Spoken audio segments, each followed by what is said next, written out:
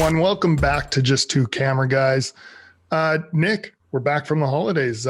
What did you get at to over the holidays? Nice. Couple projects working on. Did one with Big Red. You know Big Red.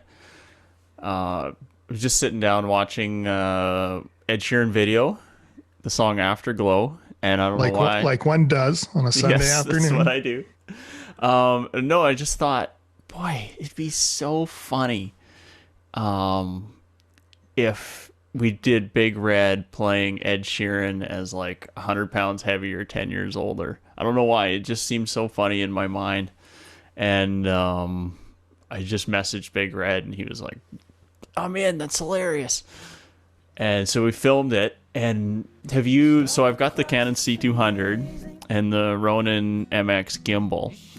And it's not that heavy, but it's weird, but 3.5 minutes solid of holding it on about take 4, take 3, it starts getting super heavy.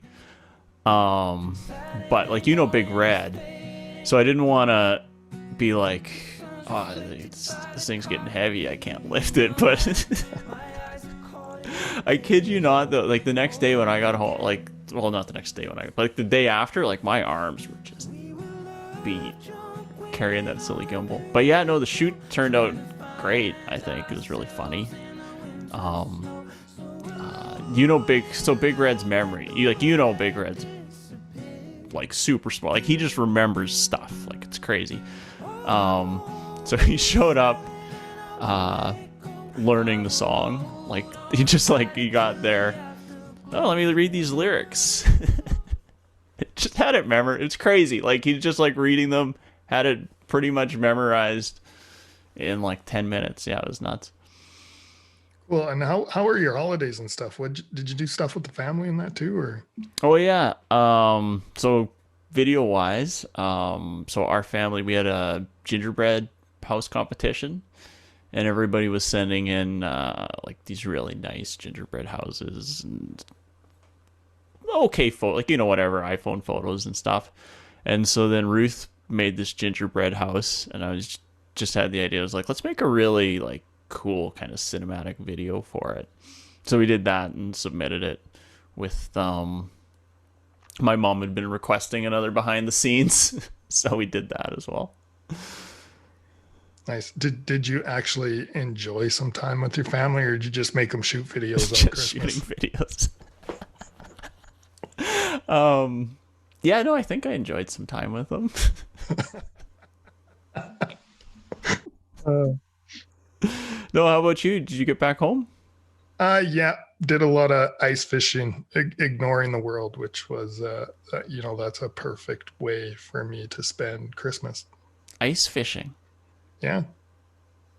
I always think like getting out of your normal set of circumstances and what you're doing makes you better in the long run. So for an example, with shooting, just being able to leave everything behind and forget about it just sort of resets your mind, Mm-hmm. so that when you do get back to it, you make your mind starts connecting those little things that start connecting in it, and all of a sudden you can come in and just full roll and start shooting and be an absolute champ.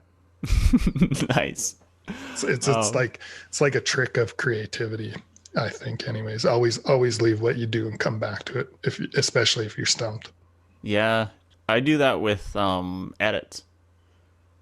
So when I finish an edit, although a lot of times you don't have time with the deadline, but at least I'll even say in the thing like I'll watch this again tomorrow morning, because I'm gonna miss some stuff that day. But yeah, if the deadline ever leaves it like 3 or 4 days where I can leave it and come back to it, the video is always better because you just catch so much. So another thing that happened over the holidays, which I think this is a good story, and it actually goes back to our interview with Leighton beforehand. Um, anyways, we sent out the videos. My mom was watching them, and I gave my mom a shout out in the first video with Matt.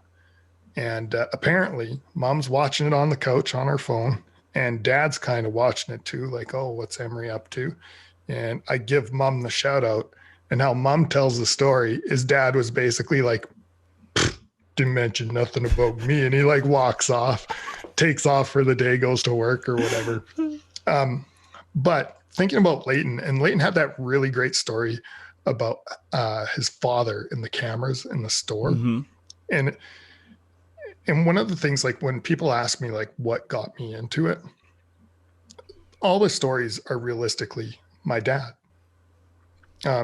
So to make dad happy, we're going to put him in this episode. I'm going to tell a dad story. Nice. And this is by far my favorite dad story out of all the ones I got. So actually, I think it was over Christmas too that this happened, like 3 or 4 years ago, probably more than that. Now, your dad, because I've never met your dad, but like, so paint a picture for me, because I met your brother, and your brother's like a big guy, that the kind of guy you see on the street, and you just not walk to the other side of the street because you'd be scared of him, but like you just go, I'm not gonna mess with that guy. Not that I would ever mess with any guy, but there has been small horseflies not afraid of my dad. he's a pretty small dude. Really? You know, the action, yeah. So both mom and dad like come up to here on me, and then my brother's like up here, right? Yeah, wow. It's the craziest thing. Anyways, the other funny thing too about all of this is like camera stuff does not run in our family, right? Like my dad didn't. He's an auto body man. He, you know, worked with cars and stuff all the time. My brother took a graphics art class or whatever. Mom ended up being a teacher's aide. So like nothing to do with this stuff. So it's a little bit weird, like how I got into it and how I like credit my dad so much for it. But going back to this story, and this is my favorite one, I finally convinced mom and dad to sit down and watch Lord of the Rings. I'm like, at least watch the first one. It's a long series, but I think you'll actually like it. The story's really great, blah, blah, blah, blah, blah. So we sit down to watch the movie. It's dad's on one couch. Me and mom are sitting on this other couch and the movie's playing. And about 10 minutes into Lord of the Rings, dad's on the couch. Just out, right? Me and mom are giggling. What happens in the first 10 minutes of Lord of the Rings? Are they still in the village? They haven't even left the village yet, right? Yeah, they haven't even left the village yet. Like literally nothing has happened. Dad's out cold. Jump ahead like 8 hours, however long the movie is. And the last fight scene is happening. So they're in the forest. Boromir gets stabbed by that guy. And dad wakes up. It's kind of loud or whatever. Frodo and Samwise walk off into the sunset. Dad, that movie sucked. Gets up and goes to bed. It was one of the funniest things. Me and mom were laughing so hard. It was great. And that is how I got into camera stuff. That man, just inspiration, like you can't believe. So inspiring. Yeah. No, the thing I like about this, I was actually thinking about this the other day, was, and it's similar, it ties back to camera stuff. Like a thing with taking pictures or doing video is quite, you just have to get started. And it's like the first time you go out and take a picture or shoot a video, it's going to suck. But it's like, you look at it, you learn, you figure out how to get better. And that's what I kind of like about this. It's like, yeah, it's okay to kind of suck now, but it'll get better. Yeah. Well, Nick, after all that, I think we should probably get into the show. I think that's enough talk, and we'll get into our first interview here, or our only interview, I should say. Our first interview. So with that said, joining us today is a photographer based out of Regina. He is the photographer for the Regina Pats, so he's shooting hockey all the time. That's how we know him. And he's also the photographer at the RCMP Depot in town, which is kind of a unique thing because there's only one guy doing that. So like I said, joining us is Keith Hershmiller. Hi, Keith. How's it going? Good. How are you? I'm not bad. Well, I'm going to open up with an absolute doozy of a question, Keith, because I great. know you are not expecting this whatsoever. Oh, great.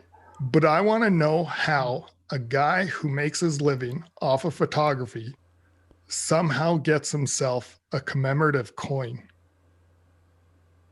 I like a challenge coin? Yeah. Okay. It was actually really easy. Do you know the story behind the commemorative coins? Not at all. I was Googling stuff on you and I came across this coin and I was just like, what is this? See, you've known me for this long and you have to Google me. That's funny. No, the challenge coin is kind of it's a game to the folks at Depot across the country, military, police, you name it, all different kinds of first responders. And what the coin is that it represents something to them. And so when you do a challenge coin, you present a person with this coin. And the next time you meet up, you have to be sure to have that coin in your possession because they will have that similar coin on them as well. So when you are asked to present that coin, if you do not have it, you owe that person a drink. If you do have it, then I would owe you a drink. So because I deal with the fine folks at a depot who go across the country, and I've been forever getting challenge coins from these folks, I thought, you know what, it's kind of it's a cool little thing to have my own challenge coin made up.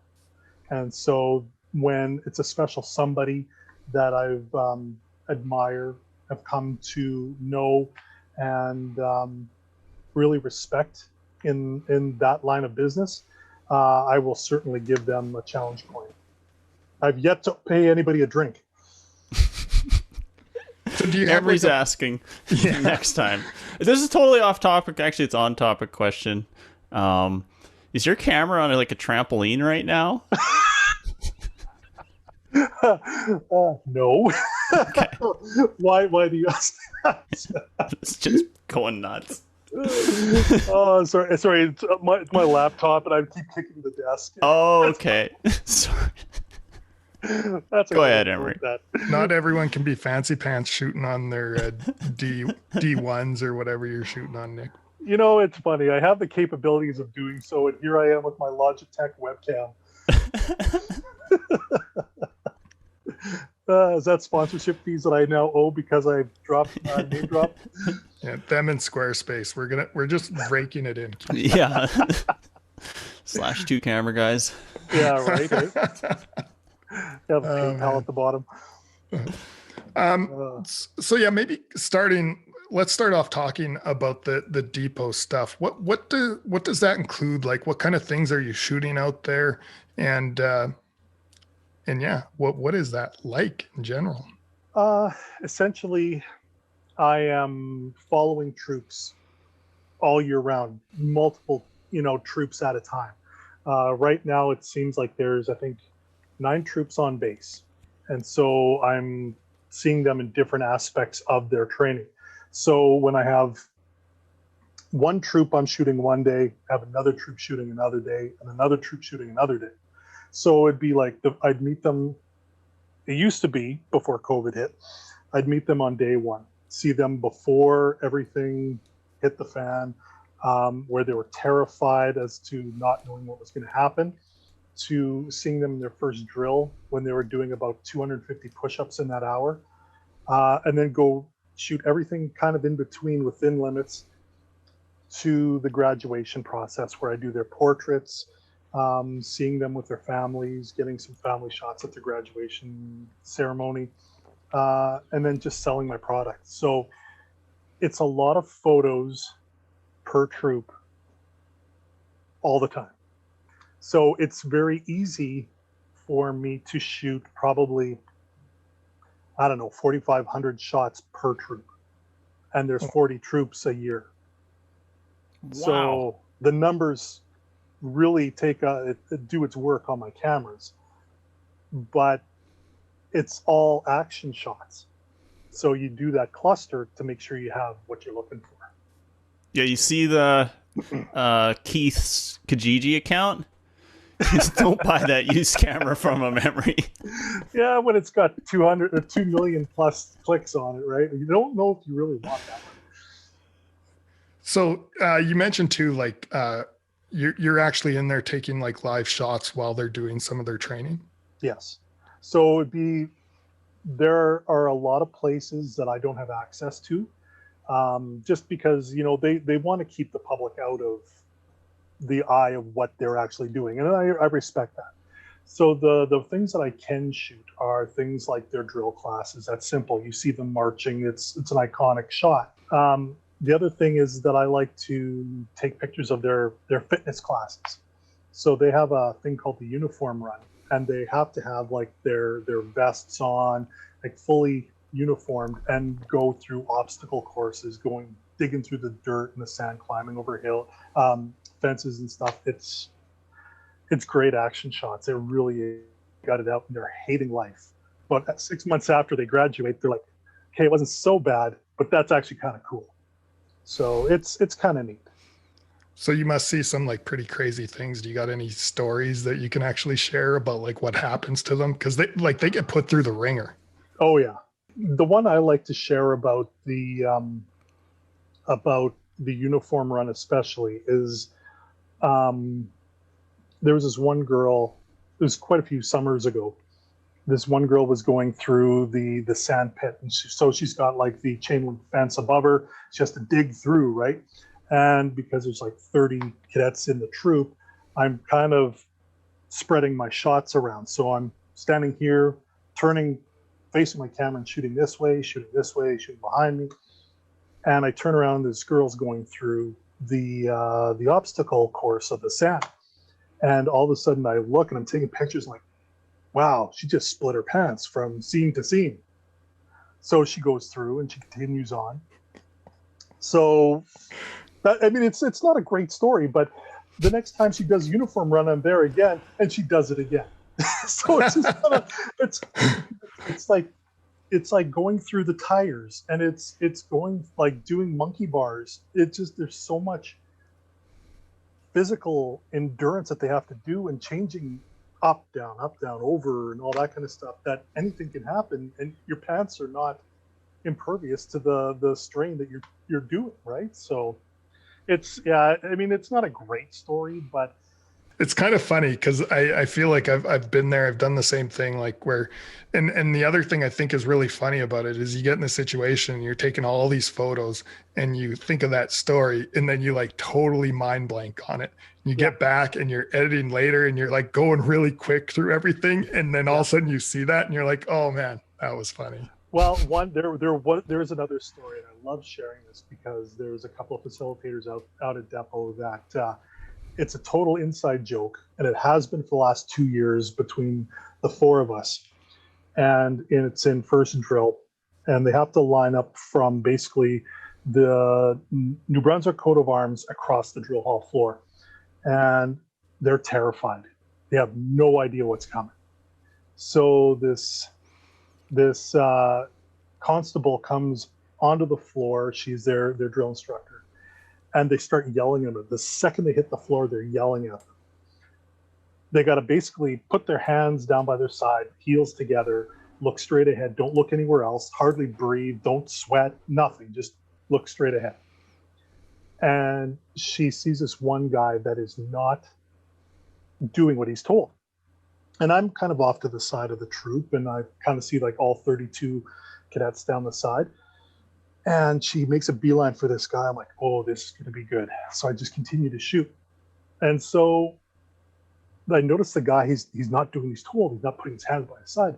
So what does he do? He does one of these. He puts his hands up over his face. And I got the shot of her just yelling at this guy as he's doing one of these.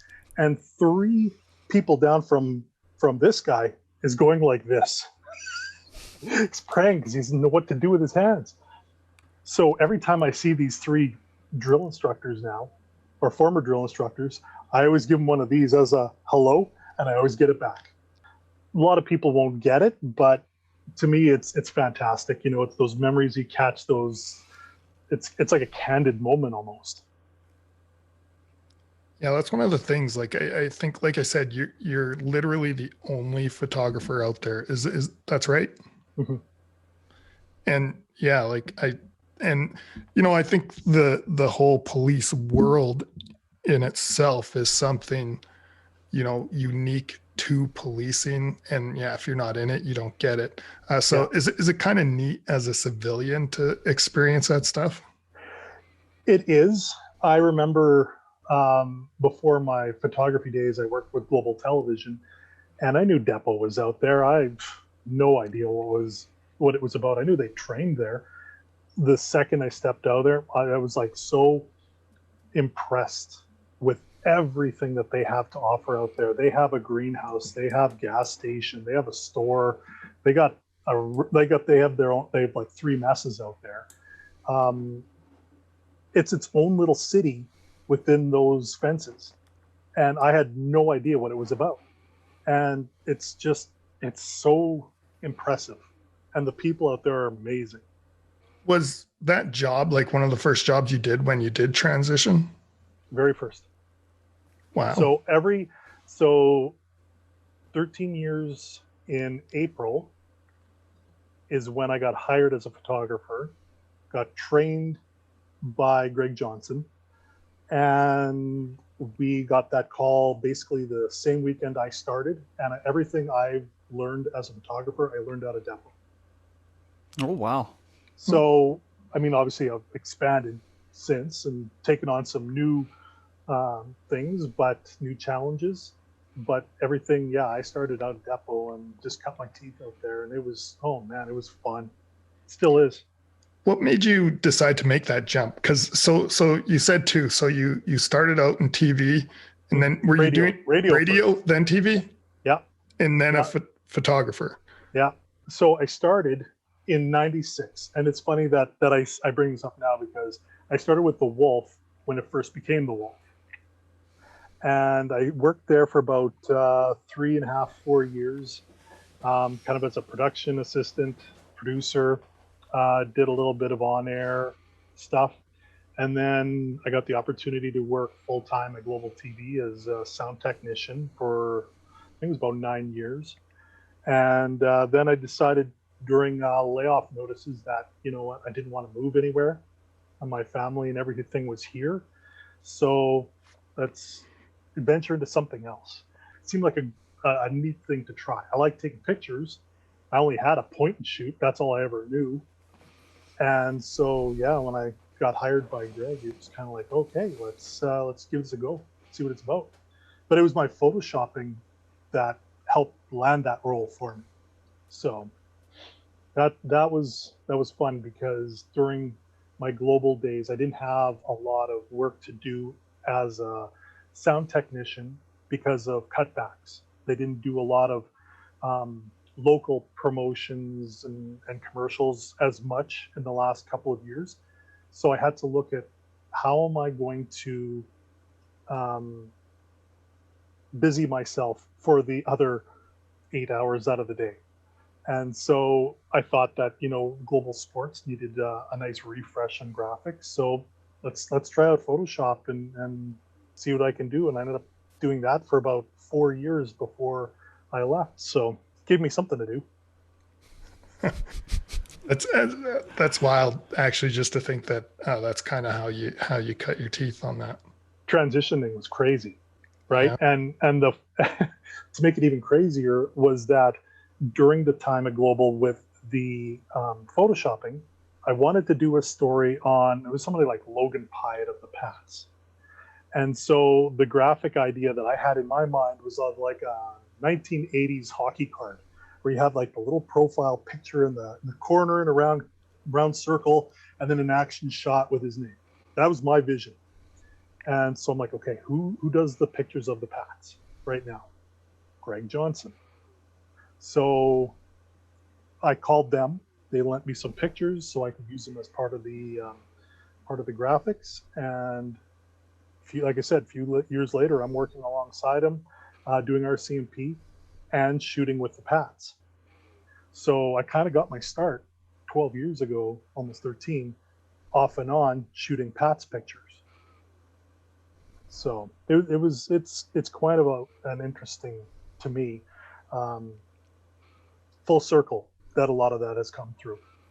So did Greg go out and actually teach you, like, okay, this is what an f-stop is, this is your shutter angle, he basically just ran you? Oh, that's so nice of him. 100%. He says, never shoot like this. Don't do rule of thirds. You got to keep that in mind.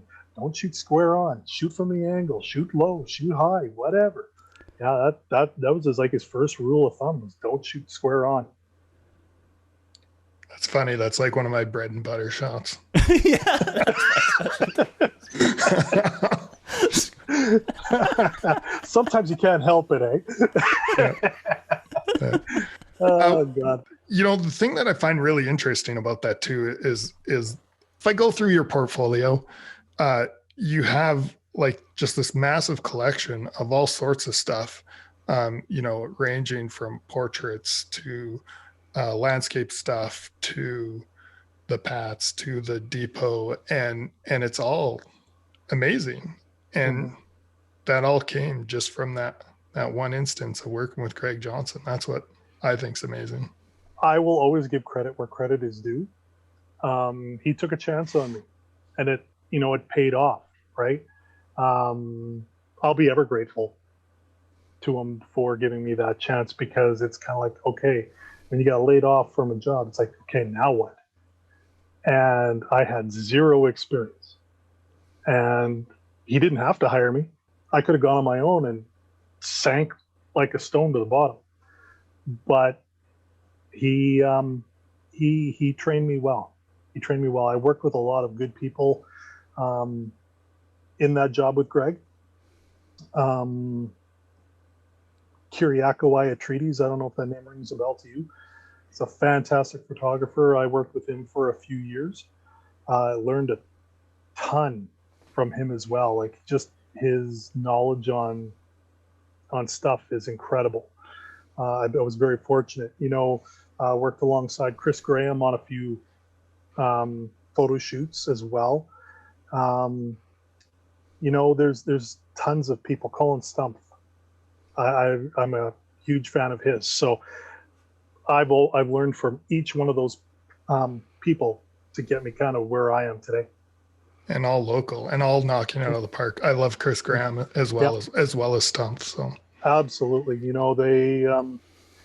they definitely motivate me to push harder, because damn, they're good. Yeah, they're class acts too. Like, just down to earth, nice guys. Is that like a better motivation than anything, is having a group like that around Saskatchewan who can really like push you forward, because you're constantly trying to keep up with all those guys? Mm-hmm. Yeah.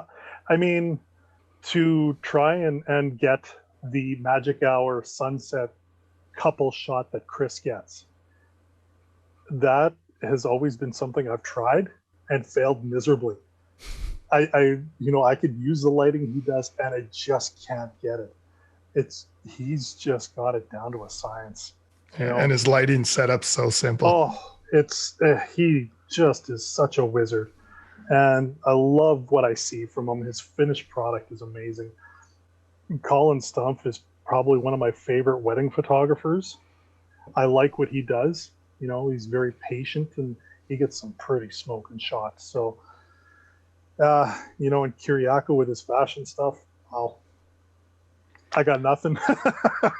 There are things I don't do. Fashion's one of them. There's a reason for that. Kind of going back to the Depot and those routes. I'm assuming, to get in there, there's a bunch of different things you have to do as well. Like, it's more than a criminal record check.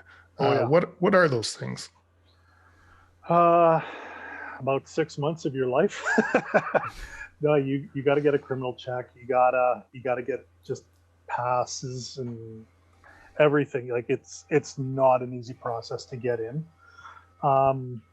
We were lucky when I first started that I didn't have that option, and it was basically for, I don't know, I would say probably 9 years. Didn't have to have a pass, didn't have to show anything off. And then one day it's just kind of like, yeah, where's your pass? Well, funny you should ask that, because I've been asking for that for about 3 years now. And they never gave me one. Then all of a sudden, I have to go through the motions, got to have the interview, got to do up my paperwork, got to get my credit checks done, all that. And it was normal people, it was, I think, 6 to 9 months to try and get in. I think because of what I was doing, they expedited that very quickly. So the other thing I want to ask you, Keith, about the depot is it's not just the depot stuff. So I actually got to shoot a wedding with you out there. That was fun. Well, it was fun, and I think you end up doing a lot of that stuff too. So like when you're with these people for so long, and then after they're gone, you're still doing some work with them, and you know, those relationships have grown over time. Do you want to talk about the importance maybe about that? It's great. I mean, I have fun out there with the cadets and with the instructors, and I've built a lot of those friendships while they're there. And thank God for social media, because it allows me to continue to have those friendships with them after they leave, just to see how they're doing, you know, seeing how they're progressing in their career, if they're still in their career. That's pretty much how it goes. And so then during those relationships, they have they're young kids that are, no, I shouldn't say kids, young adults that are coming into Depot. And so at some point they get engaged and they want to get married, but they want to get married at Depot. I mean, it's so traditional. And so they'll ask me if I can shoot their wedding, because I know Depot so well. I know how to shoot the surge. The fun continues from graduation to their wedding, and it's my dream job. Being a photographer is my dream job. So it's it's just making those relationships at Depot that continue on to other projects like weddings, reunions, you name it. You know, renewing of vows, it's very common. Shooting in the oldest building in Regina, known as the Chapel. It's one of the, like I said, it's the oldest building in the city, and it's something I get to be a part of as like it's almost a second home to me. So, but yeah, that wedding was awesome. Had nice weather, that's for sure. I learned some things too there. For the life of me, I can't remember the name of the pad where they actually do all the musical rides and stuff on. The parade square? Yeah, the parade square. Learned like pretty quick that you don't walk on that. Can I share another story? It was kind of funny. So the parade square, as you know, the Depot is sacred ground.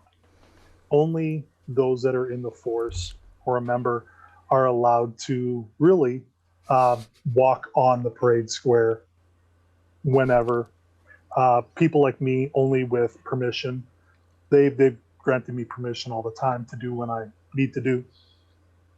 I was getting ready to take a group photo of the newest troop, day one, on those stairs of that building. It's an iconic staircase. You could put probably 100 people on that staircase, but I like it because it spaces out enough for 32 people.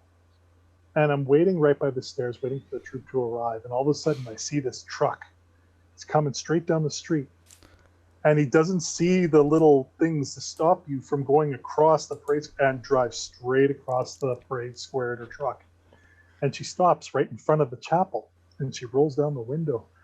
And I wasn't even, I know it's a family member because she's here for grad. I'm like, okay, number one, don't ever do that again. You just drove over sacred ground, and she's like terrified now.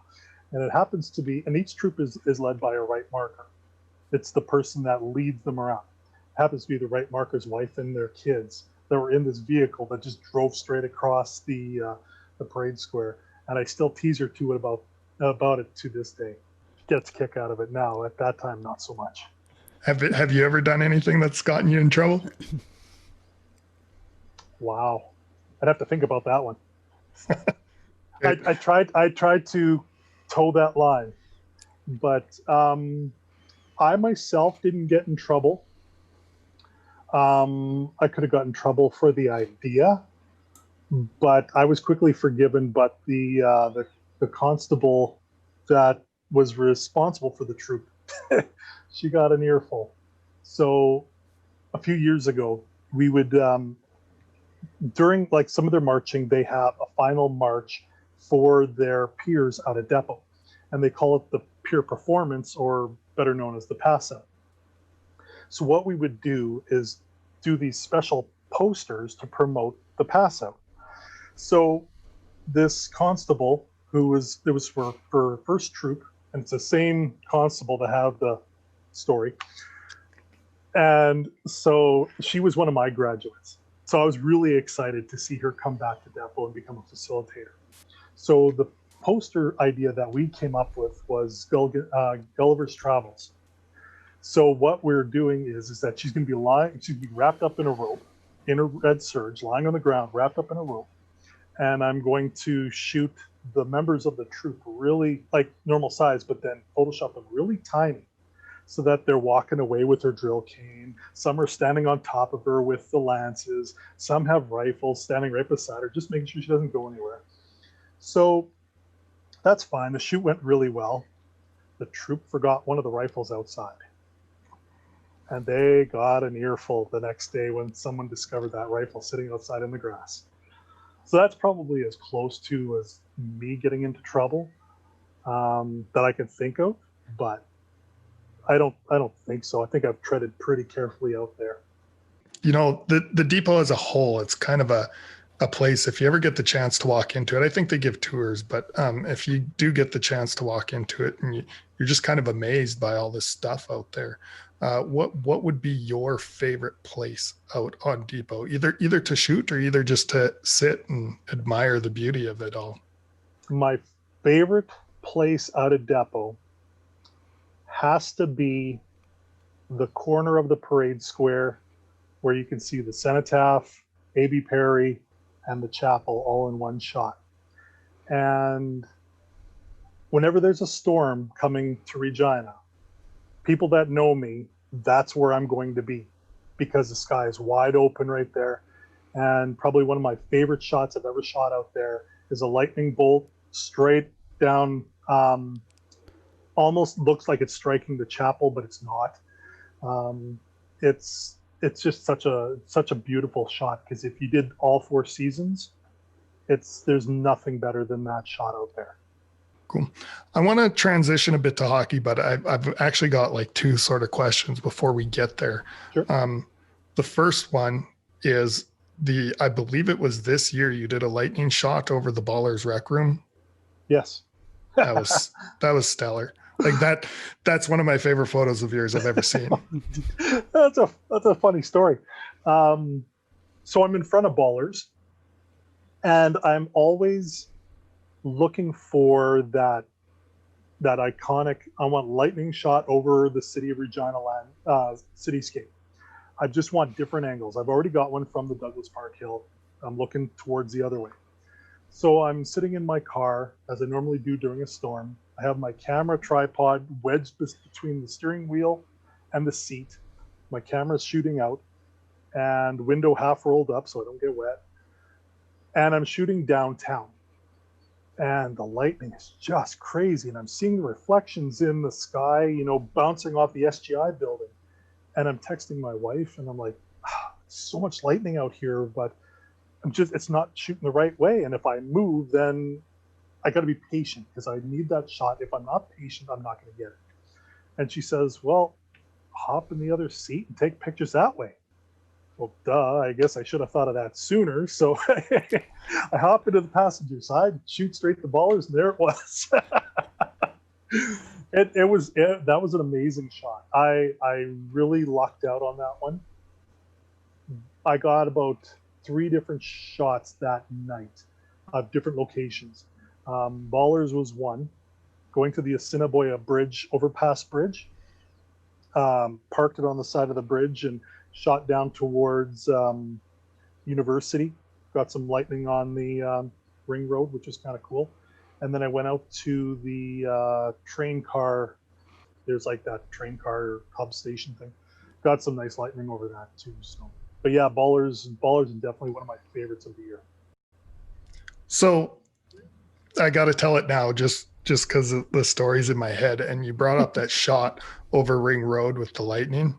Yeah. And Nick, this is more a story for you, but this sums up Keith Hershmiller for me in this story. Okay. So I think it was 2 years ago. There's like just lightning everywhere. Like I'm sitting in my condo and it's just lighting up my condo, right? And I'm like humming and hawing. I'm like, I should go. And next thing I know, Keith does this Facebook Live thing, I think it was. So it pops up on my phone. I start like watching it, and I'm like, oh man, I should go. I'm like, is it good? Keith's like, yeah, you should come out. I'm like, okay, I'm coming. Packed up all my stuff, jump in the car. I'm like, where are you? He's like, oh, I'm out at Douglas Park. Yeah. So I go ripping all the way around the city. So I live in the north end of the city. Had to drive like 15 kilometers to the south end to get out into Douglas Park, go trotting up the hill, which is a feat in its own, right? I get to the top of the hill. I'm like, where are you? And he's like, oh, I had to go home.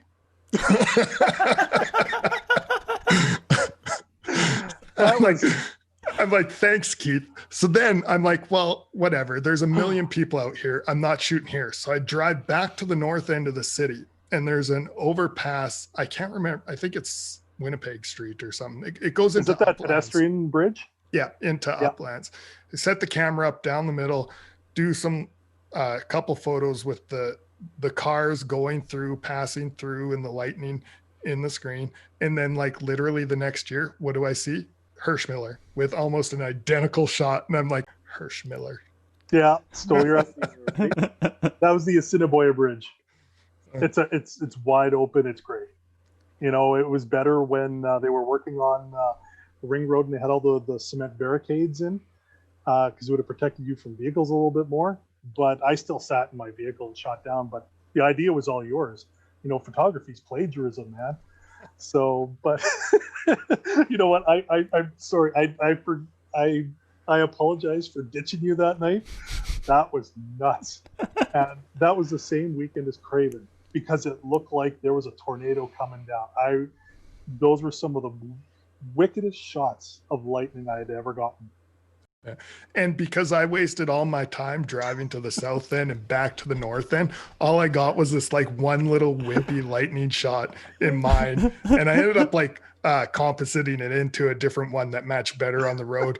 And then Hirsch does his. Your photo was way better than mine, just because your lightning was way better than mine. So, you know, I give credit to my family because they sacrificed dad time. Or I sacrificed dad time to go being an idiot and chasing lightning a lot. But I get up and go pretty like that, you know, pretty quick. So, because you can't miss it. Because I'm always watching the radar when it comes to summertime.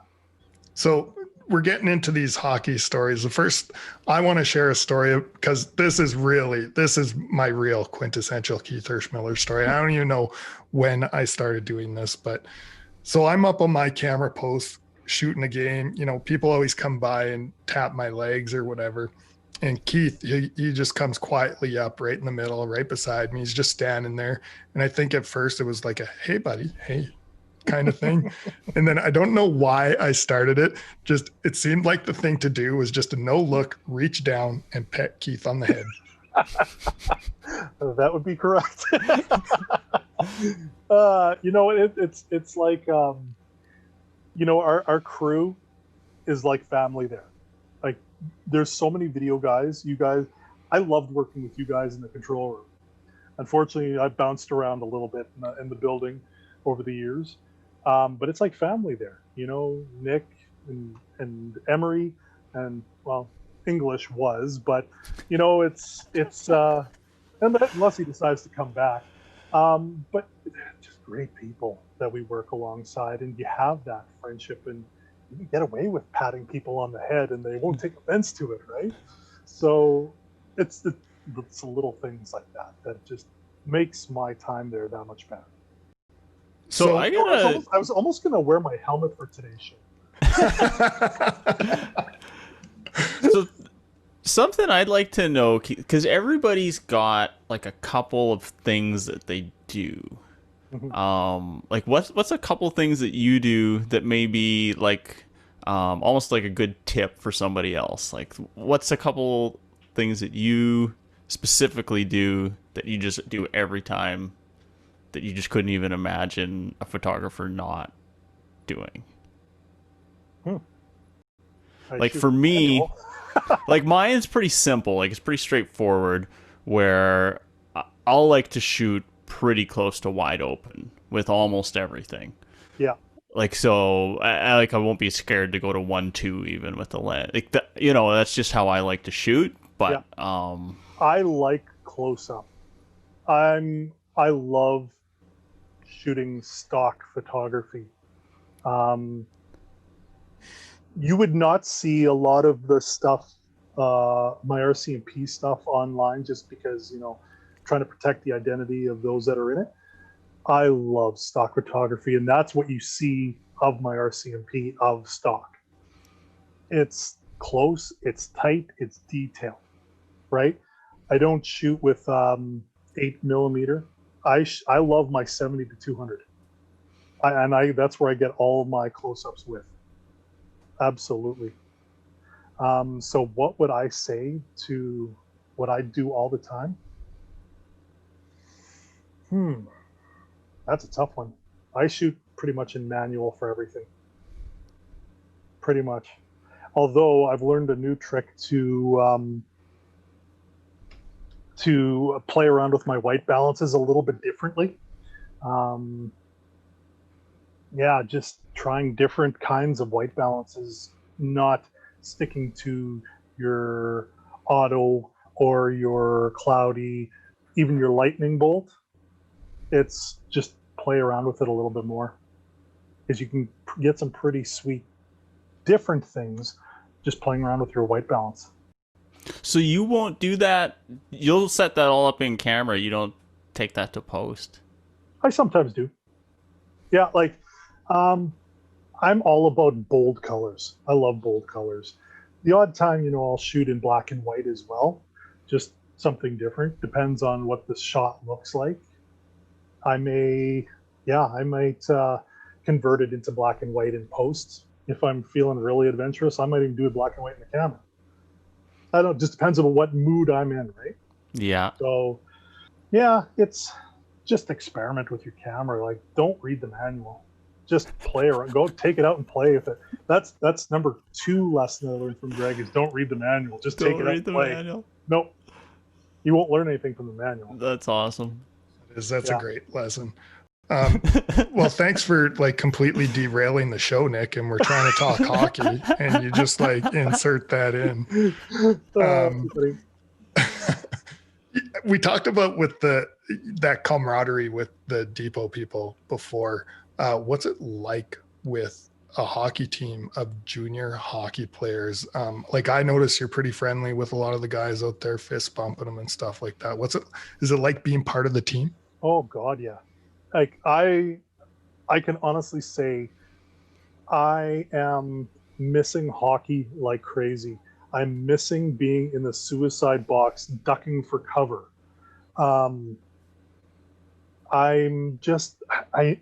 This has been a weird year, and not being able to, we were 1 game shy of finishing the season last year, but I just feel like I'm missing that rush of hockey and the excitement of Bedard coming to the team.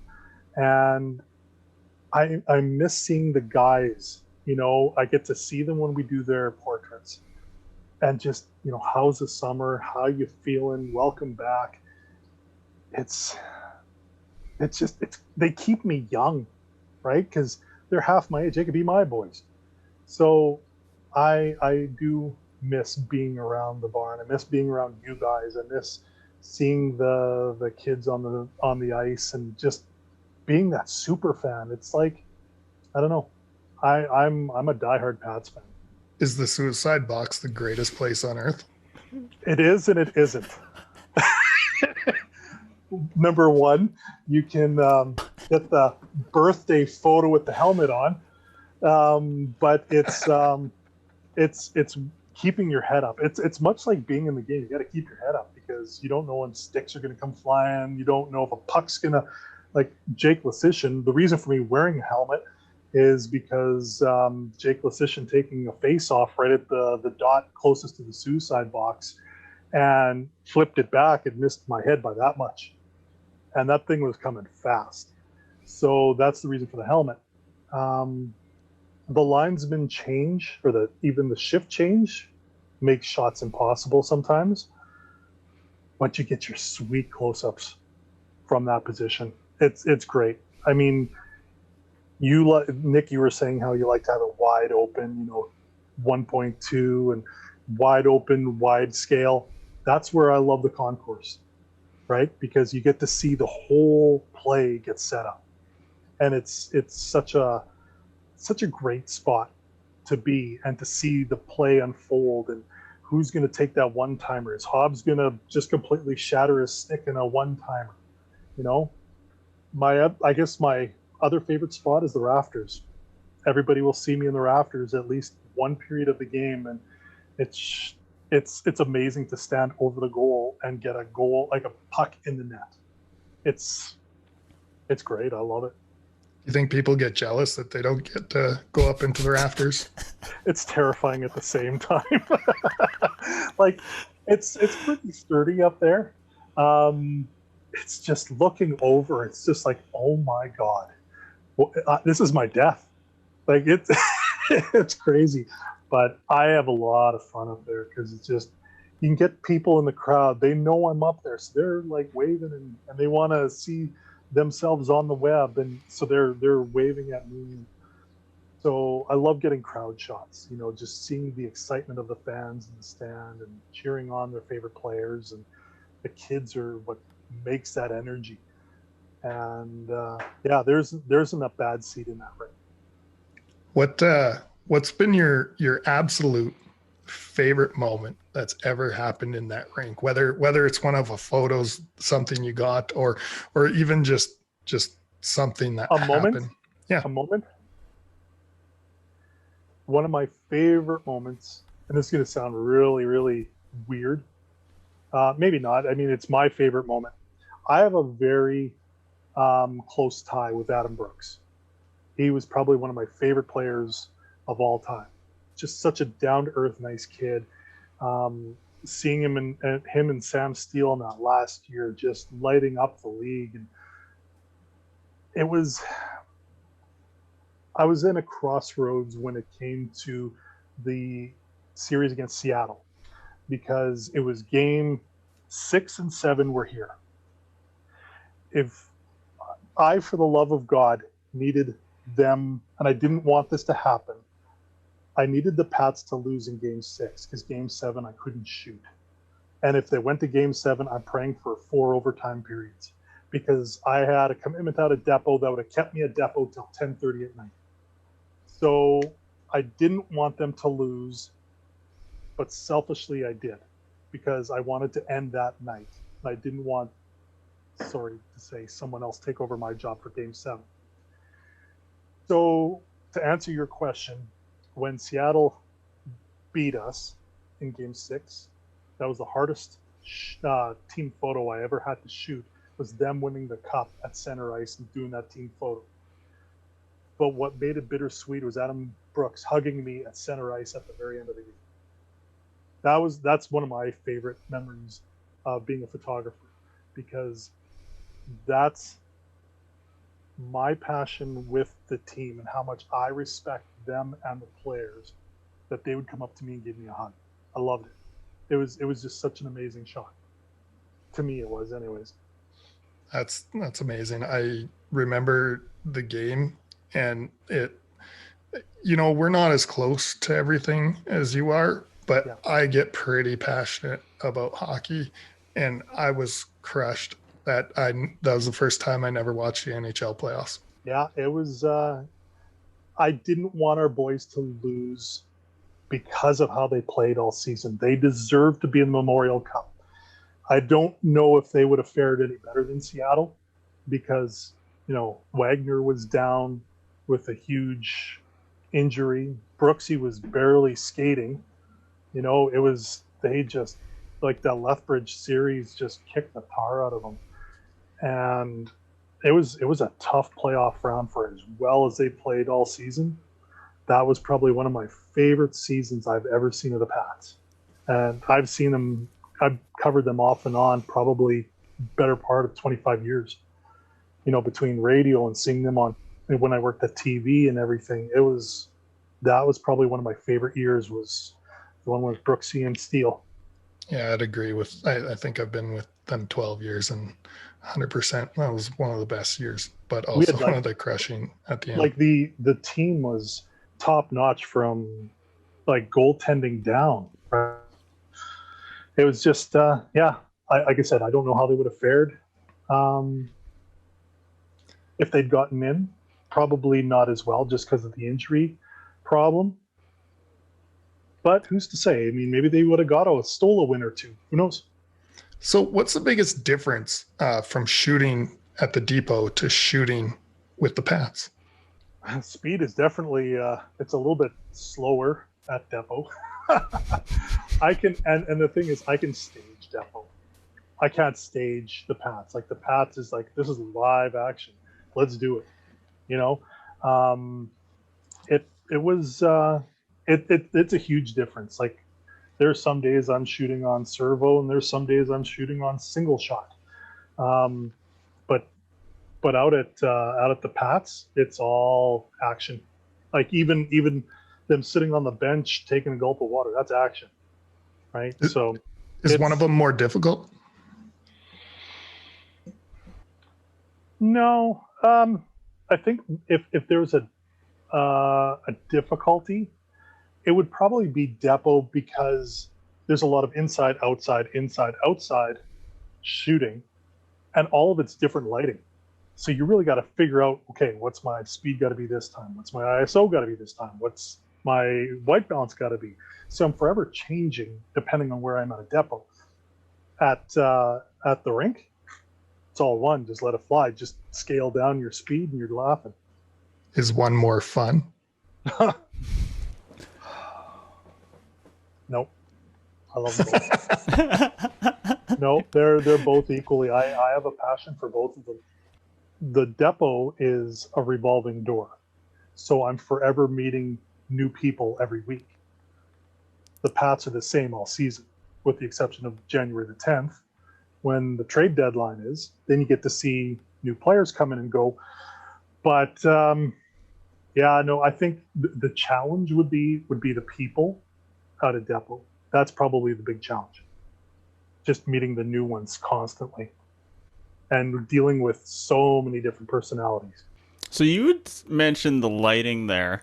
Do you bring your own? So have you got like a flash kit, or what kind of light kit do you use when you're there? I use Alien B strobes, and the only time I really use them is for my portrait session, which is a graduation portraits, which happens probably about a week before they graduate. We go into the chapel and we take their portrait in the chapel, and unfortunately, some of you would actually see some of my shots if a member passes away unexpectedly on the job. They have the tendency to use my photo as what they call the death photo. I don't like that term, but I shoot in the chapel because it's very dark. So I like to light up the subject, and I use my Alien B strobes for those. The other time is any kind of group shot. Just get some equal balance lighting and stuff. And what kind of what's your do you got a specific place where you like to put your lights, or how do you what's your go-to setup, if you don't mind saying? No, that's okay. The portrait session is usually three lights set up, and one is to light up the backdrop, because there's like stained glass in the back, 2 windows, and then there's a cross in the middle. It's usually not because of the different religious backgrounds of some of the cadets. They don't like to have the cross in the picture. So obviously I'm going to block the cross with the body of the cadet. So we have one light on the backdrop, and then 2 facing the subject. And that's usually how it is. It's about 4 feet apart. Just some nice balanced lighting. Nothing too crazy.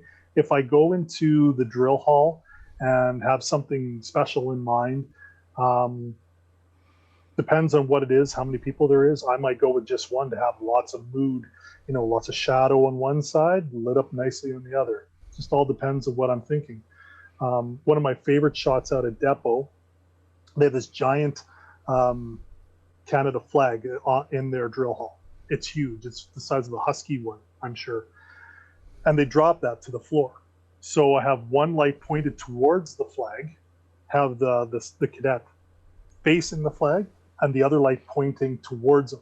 Tell him to close his eyes and salute, because he's going to be blinded if he opens his eyes, right? So now you've got this silhouette of the Mountie saluting the flag. Oh, that's cool. Yeah.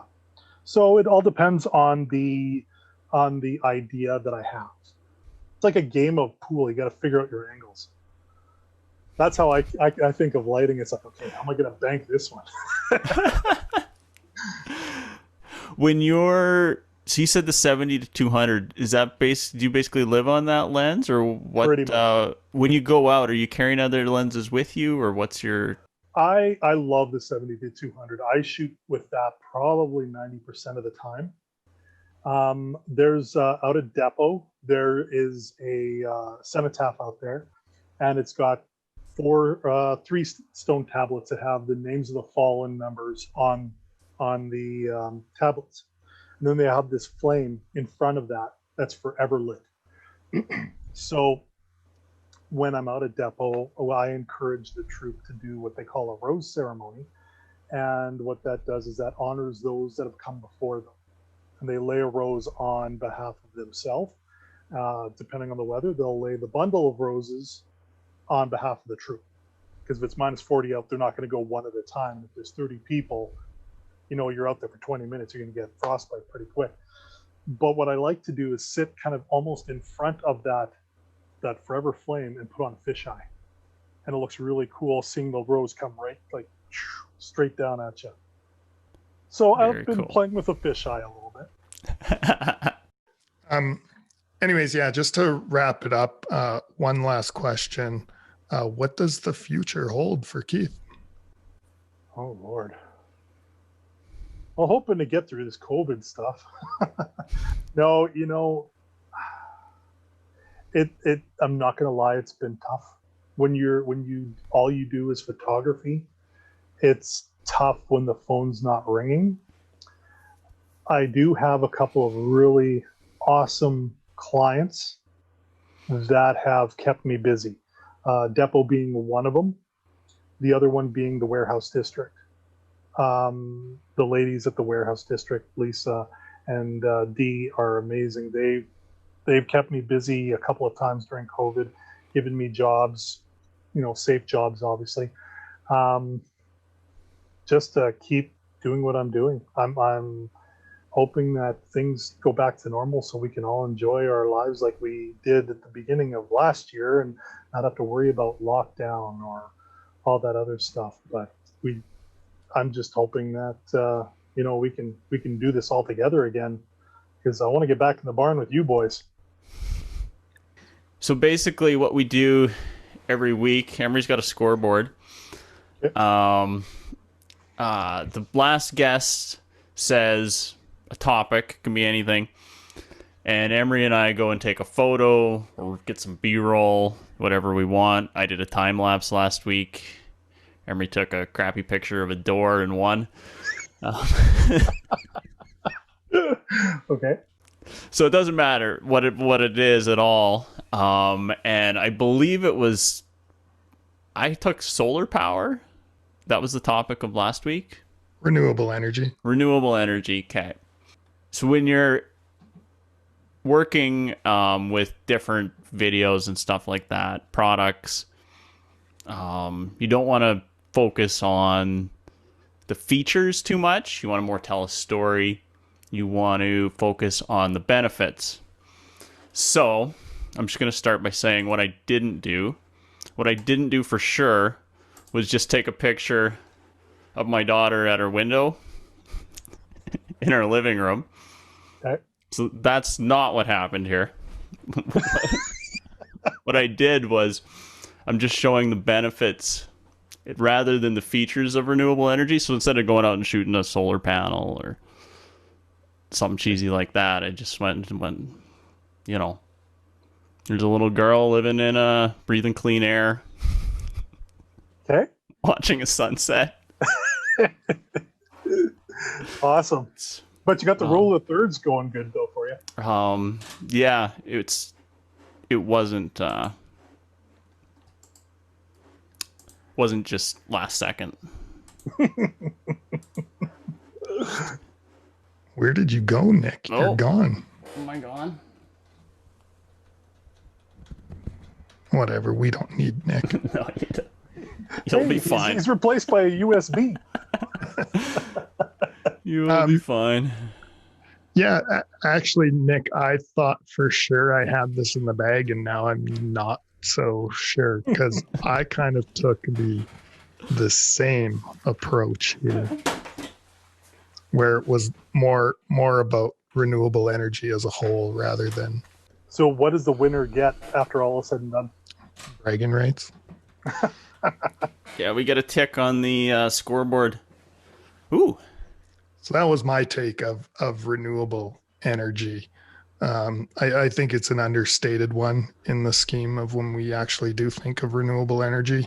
But I mean, right there's your carbon capture, your everything with it. You burn it, you release that carbon back out, and that's giving you energy. The air we breathe, all sorts of things. So that was kind of my take on it. But I kind of like your story idea too, Nick. I thought you were going to have some like crappy photo of a solar panel. Am I still in? Yeah, you're like still USB. Yeah. Way to ruin the whole segment, Nick. Let's see if I can get it back. See if we can get his emoji down there, right? I'll put in that photo of you in the helmet. Okay. Oh God. So, anyways, Hirsch, I think we'll just go to your big thing here. But so for that little competition, you have to pick a winner. Who won? Who best pulled off renewable energy? Oh, they're both solid shots, man. Both are solid shots. Only one can win, though. I know. You know what? I think just because from a photographer standpoint, I got to give it to Nick. So it wasn't last minute. That's the part that I really want everybody to He had the understand. rule of thirds, man. This hurts. One. Do you know what? I knew you were gonna do it too, because I'm like literally 5 minutes before you're like, don't shoot right in the middle. I'm like, that's my bread and butter. Oh man, you know what? Sometimes it works though. You know, sometimes it works. You know what? I love that shot though. The shot of the tree with the fence and the blue sky. It's amazing. Absolutely love it. It's well shot. Yeah, well, I knew Hirsch was a family man, so he's a sucker for a little kid with a camera. Hey, you should see my roll of film on my cell phone. It's all my daughter. So I totally get it. Yeah, it's but no, both shots are fantastic.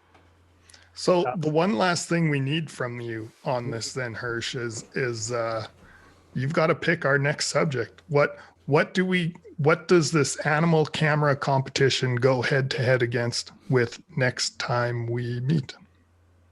Animal head competition. Animal because it's wolf and lamb. Oh yeah. Well, okay. We were gonna do a cool intro, but we just haven't. So yeah, we need a subject matter. Anything in the world that you can possibly think of that you think is kind of neat, cool, or you Birds. think. Ooh. Done. I guess we got to shoot some birds. I think I have one bird photo in my entire repertoire, and I have a 25 millimeter lens to pull off some bird photos. So this is not going to go well for me. I'm not trying to set them up. Honestly, I'm like, now, is the shot you have always you already have, or is it when you have to go out and shoot? Oh, we can do either or. Okay. Yeah, like my goal's to go out and shoot one, but that's what I'm Whether gonna you try get to there or do. not, right? I'm gonna try to go out and film some birds. Yeah. I'm gonna go out and take a photo of some birds on a 24 millimeter. But I think it's gonna be funny. And I'm probably add gonna to the lose next stipulation? week too now. Can I add to the stipulation? Yeah. Has to be more than one in the shot. No, I'm just teasing. Well, that'll be easy with Emery's 24. I know, right? I'm trying to make it funny because They'll just be you know like, what? "Is that specks of dust? Did you get dust on your lens?" A funny story. When I worked with Global, we always tried to find the credit roll shot for the credits on Friday after our show, right? So there was a reporter who also did some VJing. He went and he was down at the park. Jesus, I can't believe I'm telling this story because it's so long ago. He went to the park and he found some bunnies. They're having some fun. If you'd see, he takes this video of these rabbits going at it, and that was our credit roll for that week. I don't think that's possible for you guys. It was just, oh my god, it was just the strangest things that they would come up with. What happens in the park does not stay in the park. Heck no, not at all. But yeah, let's try some birds. Why not? I like it. Wildlife, birds. Go for it. Perfect.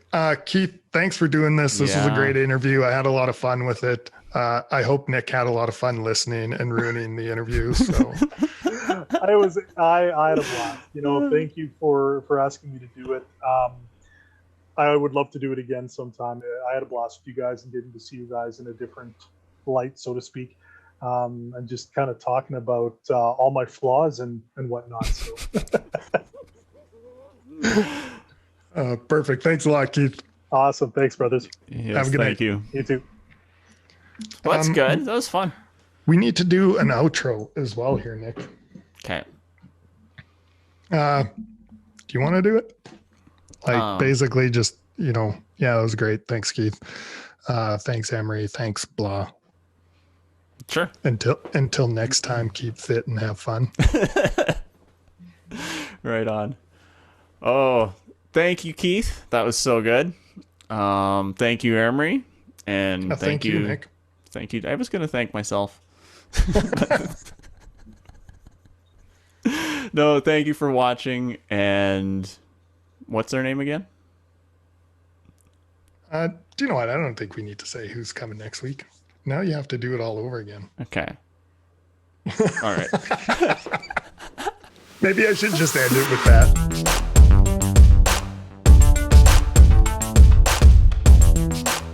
The number one star of the game that night was Jerome McGinley. That was my first interview as a radio broadcaster, which I thought was pretty cool.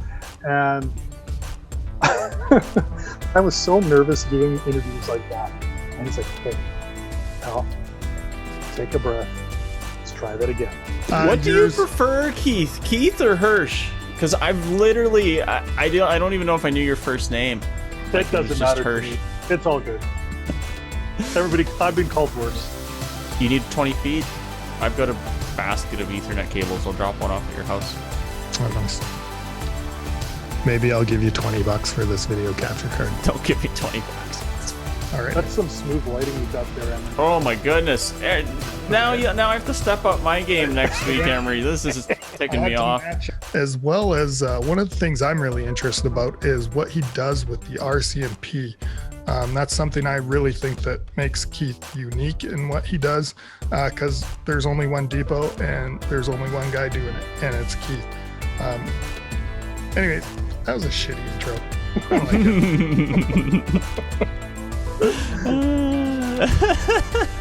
it. What should I say about you, Keith? Say whatever you want, man. It's your interview. It's all good. He's working full time as a photographer. That's pretty special on its own. Yeah, right.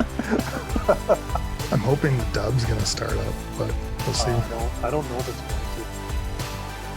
to. I have this feeling that we're not getting a season I kind of feel the same right now. If they did it the way that the NHL did it, they bubbled in the cities, kind of like what the... Because I mean, I would feel bad for... Oh, who was it that just got traded to Moose Jaw? I would feel bad for anyone who got traded to Moose Jaw. When we have the owner of half of Moose Jaw on here with us, you got to make fun of Moose Jaw. Nick, you're not from Moose Jaw, are you? Yeah. Oh, now that book makes sense, right? Any slumlords out there too? So like he literally owns half of Moose Jaw. I do not.